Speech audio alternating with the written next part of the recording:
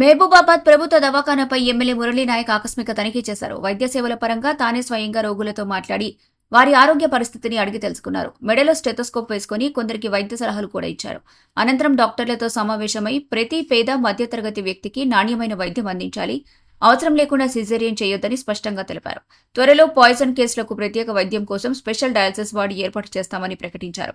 డాక్టర్ల నిర్లక్ష్యం చేస్తే చర్యలు తప్పవని కూడా హెచ్చరించారు. ఇకపై ప్రతి నెల ప్రభుత్వ దవాఖానాను సందర్శించి సేవలపై తనిఖీ చేస్తానన్నారు. ప్రజలు ఈ చర్యను హర్షంతో స్వాగతిస్తున్నారు. చేస్తే వాళ్ళు మనకి జీవితాంతం పెట్టుకుంటారు. ఇప్పుడు మా ప్రొఫెసర్ని నేను ఎప్పుడు గుర్తుపెట్టుకుంటే ఏ చిన్న కాంప్లికేటెడ్ సార్కి పేరున నమస్కారాలు తెలియజేస్తూ ఈరోజు మన గవర్నమెంట్ మెడికల్ కాలేజ్ పరిధిలో ఉన్నటువంటి హాస్పిటల్స్ని సందర్శించి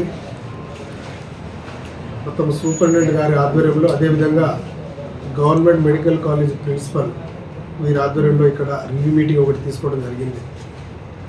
ముఖ్యంగా మన మహబూబాబాద్ జిల్లా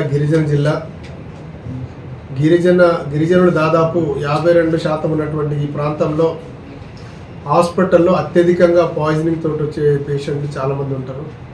అందులో గిరిజనులు అధికంగా ఉండడం, ప్రతి ఒక్కరూ ఆ పారాక్విట్ అనే హెర్బిసైడ్ని తీసుకోవడం వల్ల చాలా తొందరగా వాళ్ళు ఆర్థికంగా నష్టపోతూ ఉన్నారు.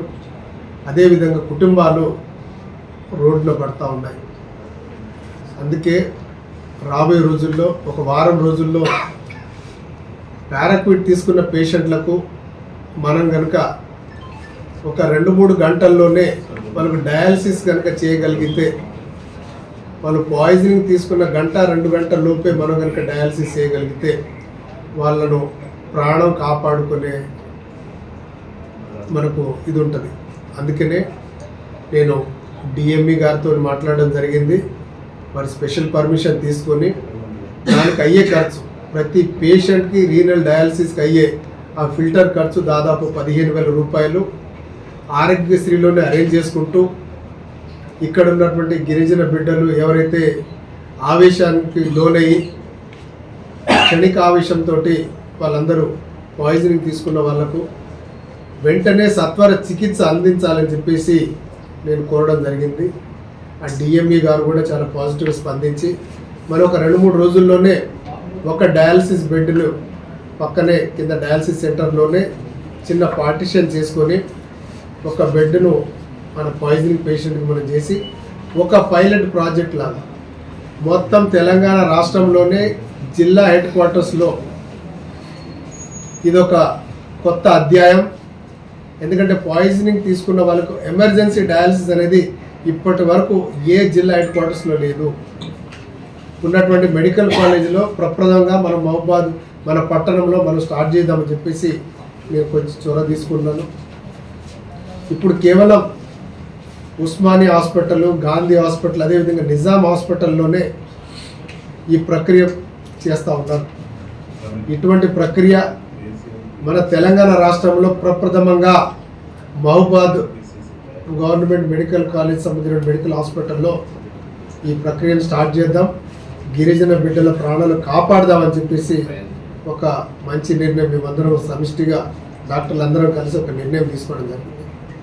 అదేవిధంగా రాను నార్మల్ డెలివరీలు బాగా తగ్గుతున్నాయి. ఈ నెల నుంచి మనం నార్మల్ డెలివరీల సంఖ్య పెంచాలి. వచ్చిన ప్రతి పేషెంట్ను ఏదైతే గర్భిణీ స్త్రీలు ఉన్నారో వాళ్ళందరికీ సత్వర చికిత్సలు అందించి వాళ్ళకి ఇబ్బందులు కలగకుండా, గవర్నమెంట్ హాస్పిటల్లో పట్టించుకోవట్లేదని చెప్పేసి ప్రైవేట్ హాస్పిటల్కి వెళ్ళే సంఖ్య చాలా ఎక్కువగా ఉంది. కాబట్టి ఇటువంటి కనుక నా దృష్టికి వస్తే తీవ్రంగా మిమ్మల్ని మీ మీద యాక్షన్ ఉంటుందని చెప్పేసి గైనకాలజిస్ట్ డాక్టర్లు కూడా చెప్పడం జరిగింది.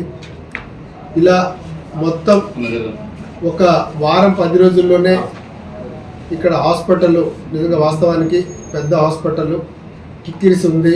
రూమ్ సరిగా లేకపోవడం, ఇటు పేషెంట్లకు వైద్యం చేసే డాక్టర్లకు కూడా ఇబ్బంది కలుగుతూ ఉంది. కాబట్టి ఇంకా 2-3 నెలల్లోనే గవర్నమెంట్ మెడికల్ కాలేజీలో మనం షిఫ్ట్ చేసి ఇప్పుడున్నటువంటి ఈ గవర్నమెంట్ మెడికల్ కాలేజ్ ఈ ప్లేస్ దీన్ని మెటర్నిటీ సబ్స్క్రైబ్ చేయండి హాస్పిటల్గా చేద్దామని చెప్పేసి మేము కూడా అనుకున్నాం.